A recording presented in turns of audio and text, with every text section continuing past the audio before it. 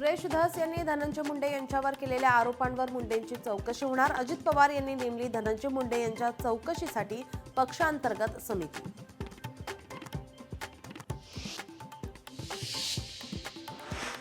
तुळजाभवानीच्या मंदिरात देखील dress code लागू करा, महाराष्ट्र मंदिर महासंघाची मंदिर संस्थांच्या अध्यक्षांकडे मागणी।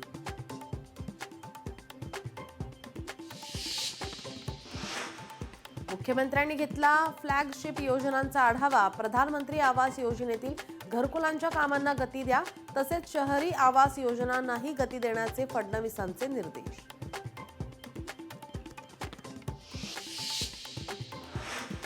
वैयक्तिक शौचालय योजना अंतर्गत शौचालय बांधकामासाठी वाढीव अनुदान द्या, प्रहारचे शहराध्यक्ष बंटी रामटेके यांची अमरावती महानगरपालिकेकडे मागणी।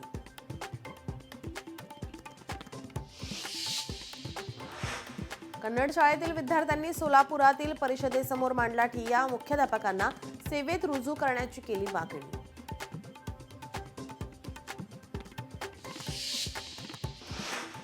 कार्यकारी अधिकारी नियुक्तीसाठी महसूल मंत्री चंद्रशेखर बावनकुळे यांच्या अध्यक्षतेखाली समिती, राज्य सरकारच्या वतीनं नियमावली जाहीर।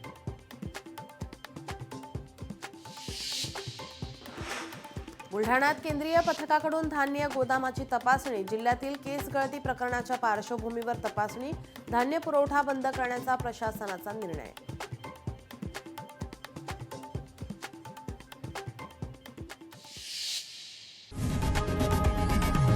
लोकशाही मराठी ऐका, पहा, जागरूक रहा।